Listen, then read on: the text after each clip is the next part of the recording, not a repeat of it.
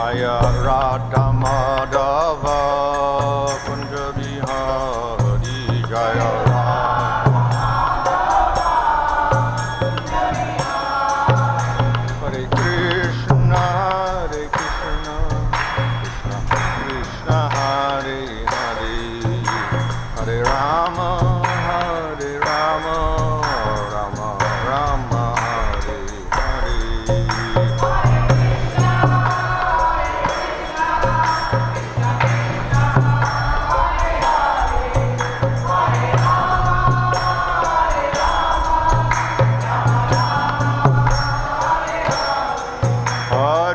Krishna Krishna Hare Hare Hare Rama Rama Rama Hare Hare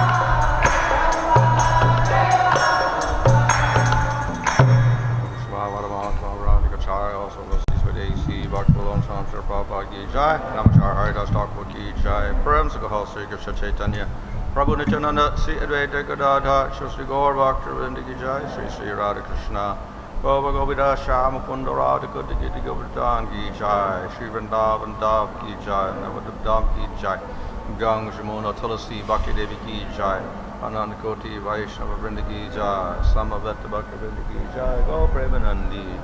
All glories to the sum of the devotees, all glories to the sum of the devotees, all glories to the sum of the devotees, all glories to Sri Guru and Sri Guranga, all glories to Srila Prabhupada.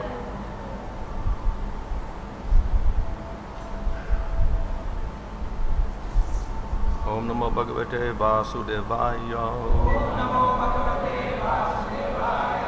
Om Namo Bhagavate Vasudevaya. Bhagavate Vasudevaya. Namo Om Vishnu Padaya Krishna Prasthaya Bhutale Shrimate Bhaktivedanta Swami Niti Namane Namaste Saraswati Deve Gauravani Prachadane Nirvishesha Shunyavadi Pasatade Shatarane Sri Krishna Chaitanya Prabhu Nityananda Sri Advaita Gadadhar Shivasri Gaur Bhaktivinoda Hare Krishna Krishna Krishna Hare Hare Hare Rama Rama Rama Hare Hare. Reading from Srimad Bhagavatam, Canto 10, Chapter 63, verse 26. Kalo Daivam Karma Jiva svabhava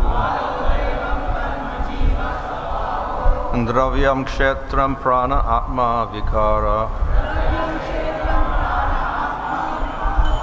Tat Sangato Bija Roha Pravahas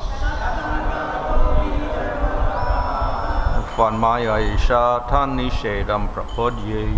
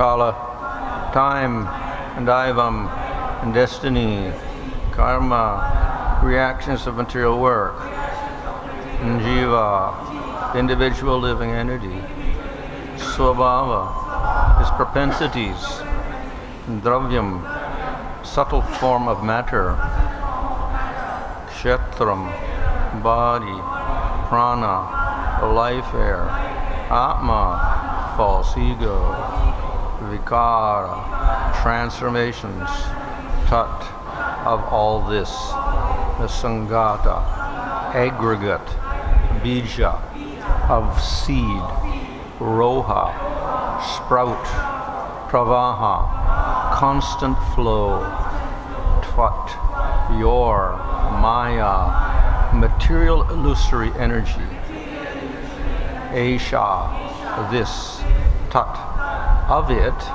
nishedham, negation, prapadye, I am approaching for shelter. Translation, time, fate, karma, the jiva and its propensities, the subtle material elements, the material body, life, air, false ego, various senses, and totality of these as reflected in the living being's subtle body. All this constitutes your material illusory energy, maya, an endless cycle like that of seed and plant. I take shelter of you, the negation of this maya. Purport, the word bija roha pravaha is explained as follows. The conditioned soul accepts the material body with which she attempts to enjoy the material world. That body is the seed of future material existence because when a person acts with that body, he creates further reactions, karma, which grow into the obligation to accept another material body. In other words, material life is a chain of actions and reactions. The simple decision to surrender to the Supreme Lord releases the conditioned soul from this futile repetition of material growth and reaction. According to Srila Sridhar Swami, the words Tannishedam Prapadye indicate that the Supreme Personality of Godhead, Lord Krishna, is Nished Avadi Bhutam, the limit of negation. In other words, after all illusions negated, the absolute truth remains. The process of education may be succinctly described as a way of eradicating ignorance through the attainment of knowledge. Through inductive, deductive, and intuitive means, we attempt to refute the specious, illusory, and imperfect, and elevate ourselves to the platform of full knowledge. Ultimately, when all illusion is negated, that which remains firmly in place is the absolute truth, the Supreme Personality of Godhead. In the previous text, the Sivajvara described the Supreme Lord as Sarvatmanam, Kevalam, and Gyapti Matram, pure concentrated spiritual consciousness. And now the Sivajvara concludes his philosophical description of the Lord by saying in this text that the various aspects of material existence are also potencies of the Supreme Lord. Srila Vishwanath Chakravarti mentions that the Supreme Lord's own body and senses, as implied here by the word Tannishedam, are non-different from the Lord's pure spiritual existence. The Lord's body and senses are not external to him, nor do they cover him, but rather the Lord is identical with his spiritual form and senses. The full absolute truth, unlimited in fascinating diversity, is Lord Sri Krishna. Translation, time, fate, karmas, jiva and its propensities, the subtle material elements, the material body, life, air, false ego, various senses, and the totality of these as reflected in the living being's subtle body, all this constitutes your material illusory energy, maya, an endless cycle like that of seed and plant. I take shelter of you, the negation of this maya. So the Sivajvara is here actually giving a very philosophical explanation of the Supreme Lord, though the Supreme Lord is standing before him in the form of Krishna. and does not need analysis in any way, because one simply perceives the Lord. According to scriptures, we have various ways of describing the Lord, which are standard in the various scriptures, including the Upanishads. So, unfortunately, different people interpret these words in different ways.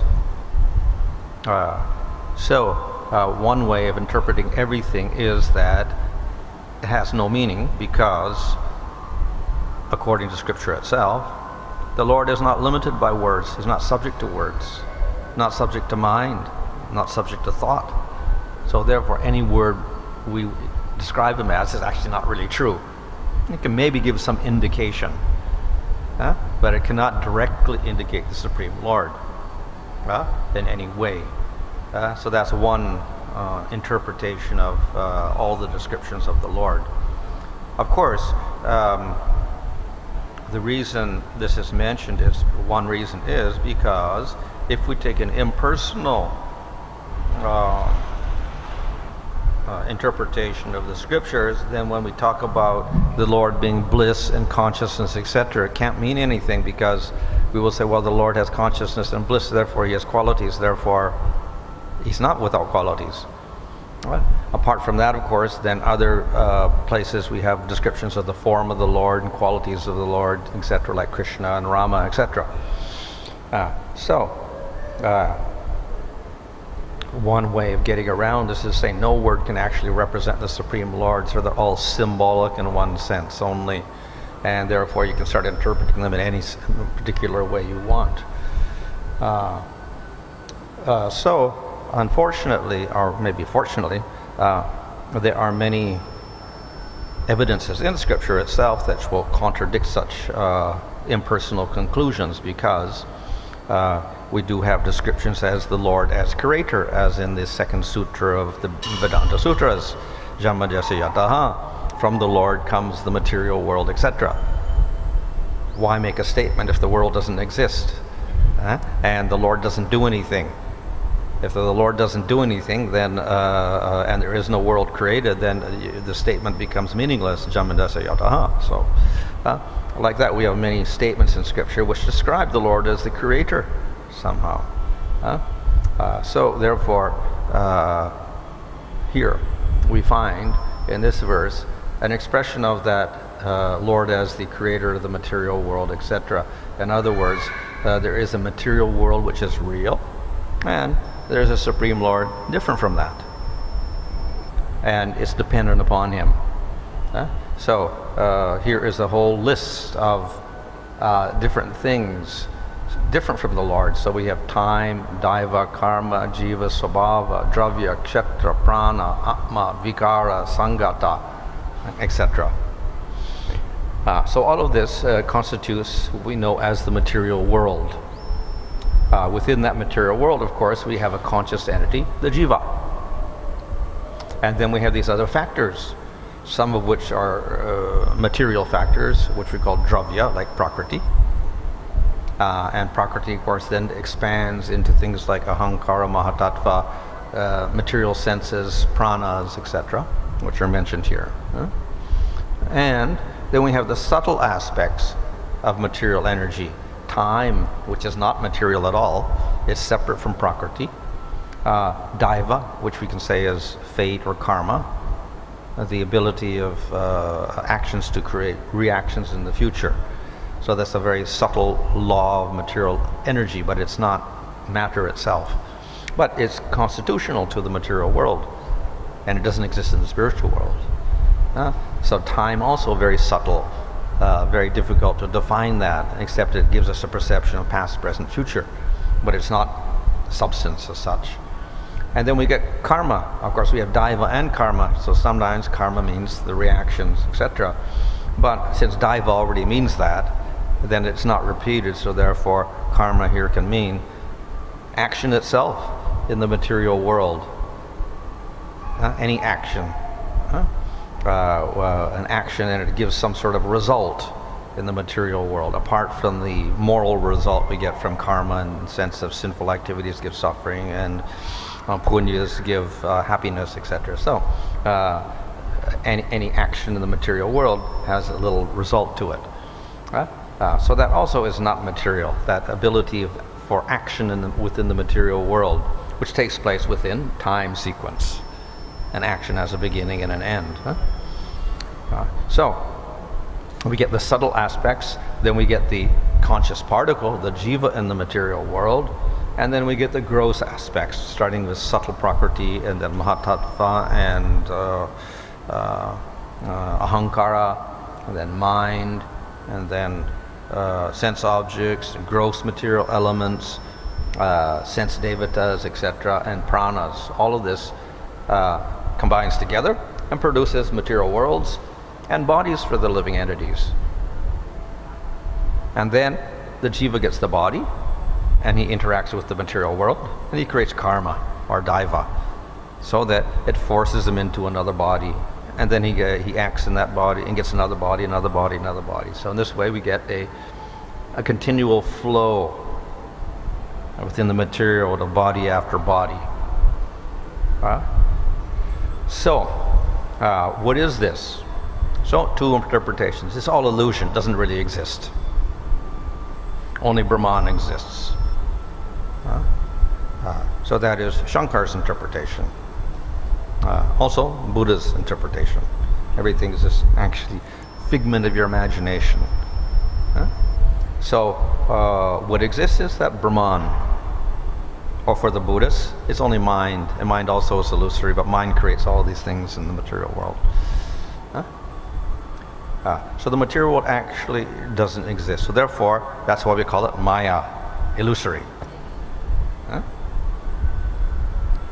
And then, how do we get out of the illusion? We negate it, and what's left is Brahman. So that's Shankar's interpretation. However, though the word Maya is used here, Maya does not always mean completely illusory. It refers to the material energy of the Lord, the Shakti of the Lord, his Maya Shakti, which is not illusory, it's real. And it consists of these different elements here.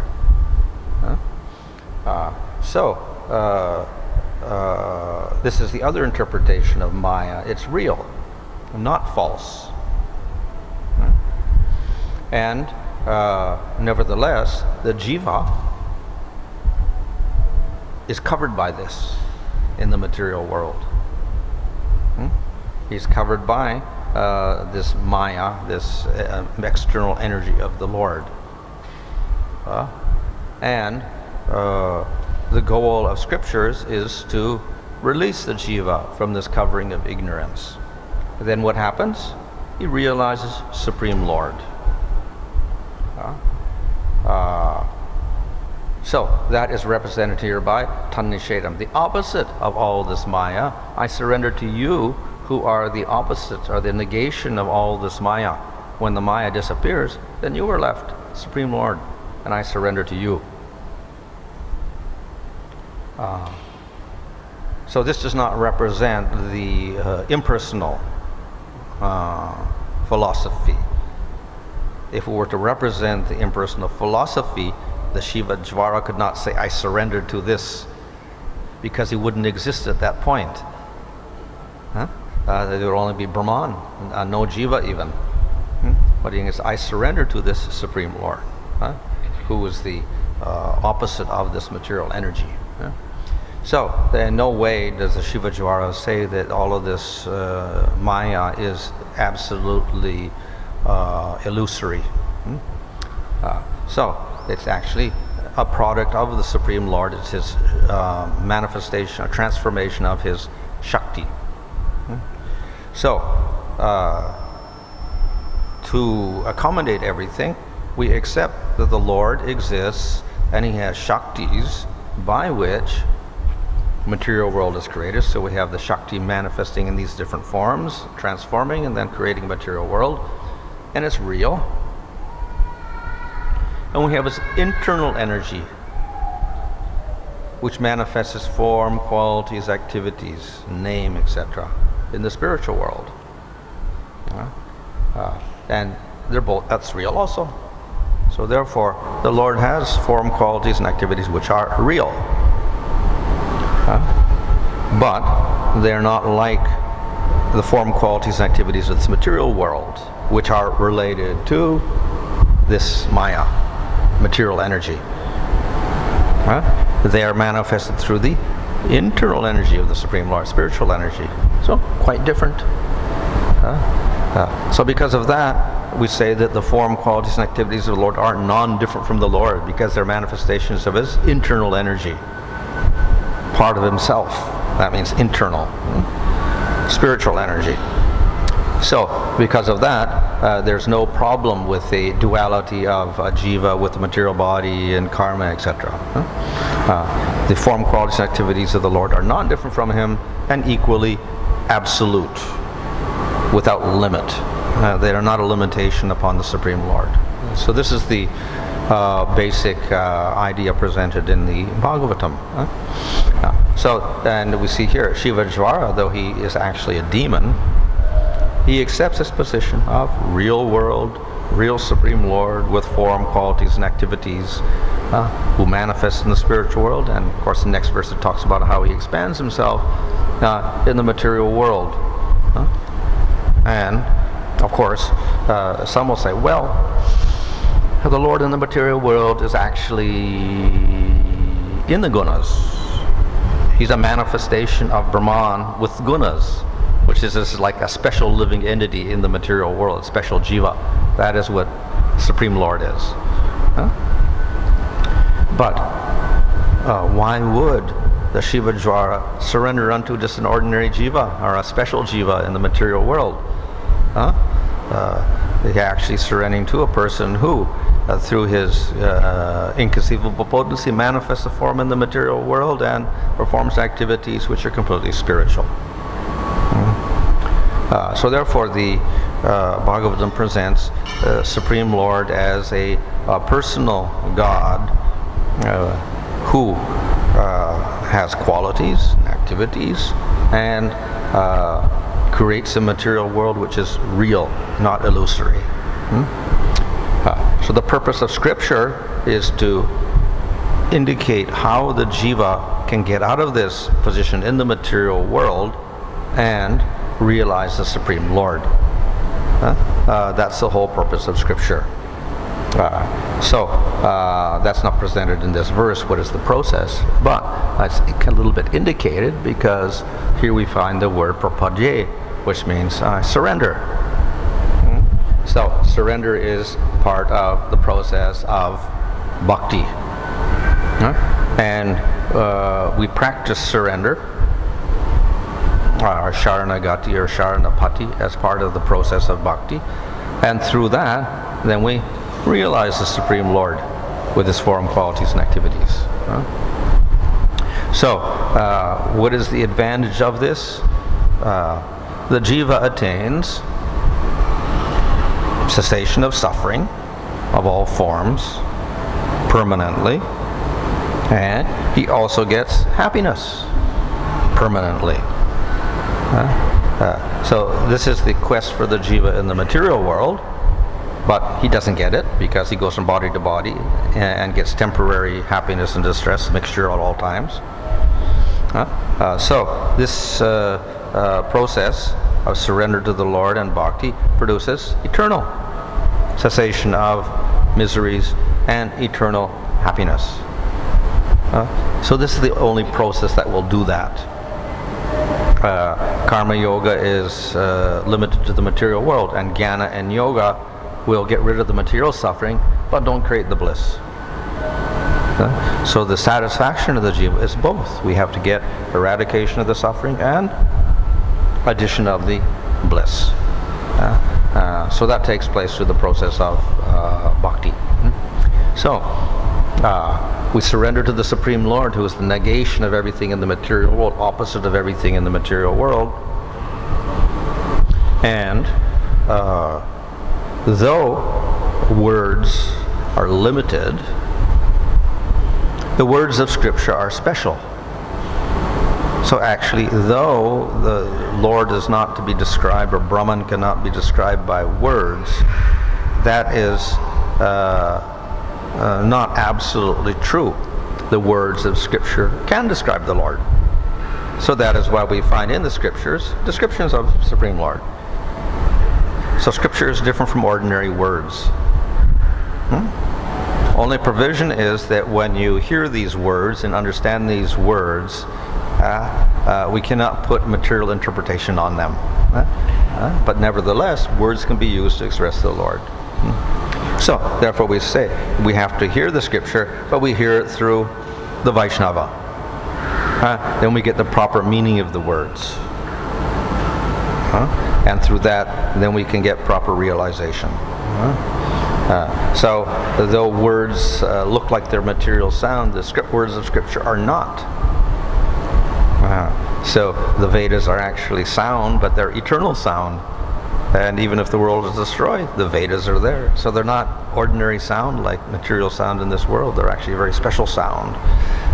So not only the Vedas are special, but all of the Scriptures are special because they come from forms of the Supreme Lord or His great devotees. So Vyasadeva writes the Puranas and the Bhagavatam. So it is not ordinary sound at all. So words can express the Supreme Lord provided they come from Scripture and they are heard through the proper medium. Then we get a direct idea about the Supreme Lord, etc. Therefore, that is why we study the Scriptures in order to understand the nature of the Supreme Lord. What is the difference, if any, between Sharanagati and Sharanapati? Same thing. Sharanagati, Sharanapati, same thing. It's synonyms. Okay. But again, this when we talk of a material body, there are so many angas, organs, and all that. When we talk of the spiritual Lord, He is that. There is no difference between Himself and His body. Yeah. I mean, how to understand that, Maharaj? I mean, we are used to that. Well, it's not dual in the sense that the Atma is in the body and the body is different and it's material. And we give up the body and the Atma continues. So the Lord's not like that He has a body and He gives up that body and takes another body. So the Lord and His body, etc., are non-different. They're all spiritual, and it arises through His spiritual Shakti. Nevertheless, we differentiate, the form is like this, it has a certain color, it has hands and its feet. So we make some particular differentiation there. So it's not that form is one with the Lord, that suddenly the form disappears. There is particularities in that form and its qualities, etc. So when we say He's one with His form and His qualities, etc., doesn't mean that the qualities disappear. So they create a distinction in the Supreme Lord, but they're in no way different from the nature of the Supreme Lord.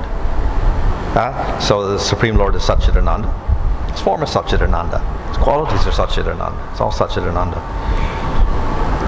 At the same time, when the living entity reaches the spiritual abode, what is the distinction between the Lord's body and the living entity's body, if any? Body of the Lord. Well, body of the Lord and the living entity. Well, we can say it's a distinction of the jiva and the Lord, more or less. That's all. So the jiva always remains anu. He's a dependent being, and the Lord is not dependent. He is independent. They are similar because jiva has knowledge. His nature is knowledge, like the Lord. Has a capacity for bliss, does activities, etc. So there's some similarity, but He is dependent, and the Lord is vibhu, great and all-pervading, and the jiva is anu, limited. So He's dependent and limited in some ways. Nevertheless, in the spiritual world, it looks as if He's unlimited because He can change His form into anything He wants to, if He so desires. He can go anywhere. He has remarkable powers, like what do you call it, Shashti.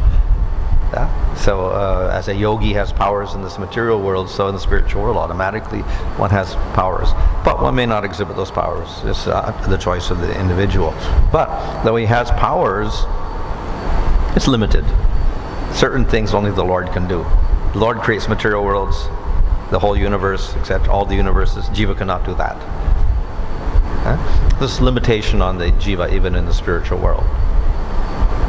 When a living entity, there are living entities, Lord's associates, they are manifest in both in Gaur Leela as well as Vraj Leela at the same time. Is it the jiva's desire power or is it the Lord's mercy? Well, it's through the Lord. Jiva can do it's through the arrangement of the Lord. Just as within the material world, in many universes, we'll find pastimes simultaneously taking place. And there is Nanda and Yasoda and all the cowherd boys and everyone is there. They're simultaneously in different universes doing so. By the Lord's potency, they expand into different places also. So that's all but the will of the Lord ultimately. Now the jiva himself, to a limited degree, can also do that. He can have expansions and whatever, like Narada Muni can be in different planets and whatever like that. But, ultimately, if the Lord has certain pastimes, then he makes the arrangements for the expansions of the jivas in different places. Hare Krishna. Let's see here is a prapadya is used, so that means the surrender. So Shivadra surrendered here, so he started following the bhakti. So is it possible for the newcomer, like without surrendering to the Lord, following bhakti? Well,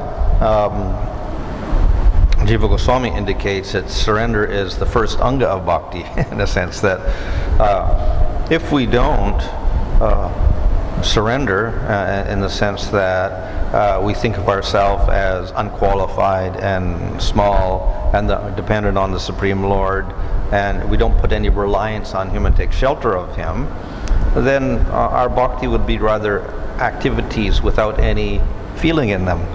We do the activities of bhakti, but we don't actually accept the Lord as the supreme protector. We don't take shelter of Him. So this becomes rather meaningless. So we have faith, we accept the Supreme Lord, and then we begin to trust Him, and we take Him as our protector, and we feel ourselves as unqualified, etc., karpanya. If that attitude of surrender is not there, then it's very difficult to do the other activities of bhakti sincerely. See, just said that normally in the beginning, I was saying that newcomer, they don't have that much idea or realization about the Lord, but still they come to temple, they pay obeisances. So it's like the paying obeisance itself is a anga bhakti. Yeah, it's anga bhakti. Anga bhakti, but that means they are doing some bhakti without knowing. Well, they're coming to the temple, so in one sense they have some understanding, maybe mixed understanding. They don't have a clear idea of Supreme Lord, but at least they're offering their respects to the Lord, so they have, it's favorable at least, even if it's mixed with some misunderstanding or whatever. So yeah, we can say it's mixed bhakti. Maharaj, you are saying that this material world is controlled by the Maya, and spiritual is controlled by Krishna's internal energy. And in the spiritual we see only a spiritual body, we don't see material body in the spiritual world. What of the material world, as this material is governed by the Lord's external energy? So can you say can you see a spiritual body in the material world? Because a spiritual body in the material world, I'm not saying that with the Lord, jiva. Yeah. So when the Lord has pastimes in the material world, there are so many devotees. They have spiritual bodies, not material bodies. So the gopis dancing in the Rasa Lila have spiritual bodies, not material bodies. The cowherd boys associating with Krishna in the material world have spiritual bodies, not material bodies. Because anyone who participates with the Lord in His pastimes cannot be material, they have to be spiritual. Otherwise they cannot associate with the Lord. So that means general people cannot understand this, that he has a spiritual body or not. Ordinary people cannot understand that body is spiritual or they material. think Krishna has a material body also. Sishupala and others, they think Krishna's got a material body and they try to kill him. God comes and tries to kill Krishna thinking he's got a material body. They can see it, but they think it's material. Even Hiranyakasipu sees Nrsimhadev, he thinks, he's another material entity, I'll try to kill him. I think Maharaj, in the verse it is said that this kala means time, also said that like manifestation of the external energy. In the translation I think is mentioned kala, time. Yeah. Also said that is a manifestation of external energy. Yeah. Something like that. But we know the Kala is a Lord's energy, correct? It's Lord himself. Well, he says, I am time. Yeah. Of course, also in Bhagavad Gita, Krishna says, I am Maya, I am Prakriti, I am everything, I'm the womb of material energy. So yes, the Lord is everything. He is the universe also. Sarvam Kalvidam Brahma. The Lord is the material world also. So he is the material cause of the world. He's identical with the world because it's his Shakti. And the Shakti and the Lord are non-different, only in that sense that he is. So it's an aspect of the Lord. Material energy is his Shakti, so it's non-different from the Supreme Lord. So similarly, time is non-different from the Lord. So time also, he says, time also like one of the energy of the Lord, like Kala Shakti. Yeah. Yeah. Yeah, it's external energy. So it's a part of external energy. Yeah. Yeah. Lord is known as Bhakta Vatsala. The Lord is known as Bhakta Vatsala. At the same time, he is also known as Karpanya Vatsala, which apparently looks kind of contradiction. What is that? The Lord is known as Bhakta Vatsala. At the same time, he is also Karpanya Vatsala. Karpanya? Karpanya Vatsala. Ah, yeah. Those who are miserable or Dinadayal or whatever like that. So, yes, the Lord is merciful to everyone, but he's more merciful to the devotees than anybody else. So simply because people are suffering in the material world, we cannot say that the more you suffer in the material world, then the greater the mercy of the Lord. It doesn't always happen like that. People are suffering so much. But the devotee of the Lord is a little bit different. His suffering, because he's not really attached to the material body at all, his misery is he feels unqualified for the Lord. So that's his karpanya. And the other aspect is because he feels unqualified, he also feels separation from the Lord. That he feels he will never meet the Lord. So this makes him more miserable. So the Lord is very merciful to such devotees who put themselves in this low position of complete surrender and thinking themselves unqualified, etc. But these are basically devotees. So you are saying that according to Buddhist philosophy, that everything is a manifestation of the mind. That's Buddhist idea. Buddhist, yeah. So that means after liberation, according to them, that everything again. There's no liberation in Buddhism. Means that means sunya, everything sunya. Means according to dissolve in the mind. Can you say? Everything dissolves, even the mind, and that nothing is left. Then what about this? How this explain this? Whatever we see in the material world, there is so many activities are there. This what do say? According to Shankar, this is Maya. That's everybody's mind operating only. And if we stop all that, and then we're free of that, and then for us nothing is there.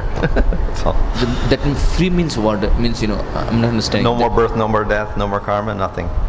There is no existence also then. It is negation of everything here. Means there is no existence of the individual also. No, nothing. There's no Atma in Buddhism. That means instead of Atma is also a figment of your mind. That is the ignorance from the mind. Yeah, and then you get rid of the mind, nothing, finished. That means material is better than. At least here some temporary some happiness, some. But also you get misery and karma. So that's considered not good. And then you get rid of everything, peace. It's also like nothing. Almost like a Brahmajati. Almost like a Brahmajati means no body, nothing. Yeah, well, Brahman says there is Brahman. There's no Brahman. Nothing is there. That's Buddhist philosophy. Nothing is there. In Shankar's philosophy, yes, Brahman is there, but our Acharya's argue it's similar to nothing. Because it's a consciousness of nothing. It's consciousness, but it's not conscious of anything. So then it doesn't mean anything. So it's equivalent to nothing. So that's why I call it covered Buddhism. So like, can we say that like in the material also there are so many souls are just floating or living, but we cannot see that soul. So it is similar kind of things. Can you see in the Brahman? Brahman. In Brahman Jyoti means, there is no, we cannot see anything that what makes it does exist. For the Mayavadi, there are no jivas. It's all Brahman. Yeah. The jiva is only illusory. But I'm saying that the Brahmavadi. Brahmavadi. Yeah, Brahmavadi, they accept the soul, but it's like a conscious. Yeah. According to the Brahmavadi. Yeah. But if they attain liberation, then again it's liberation with no form, qualities, activities. So it's similar to the Mayavad. Even if they accept a real world and a real jiva, as in Nyaya philosophy, they accept a real jiva. But ultimately impersonal again.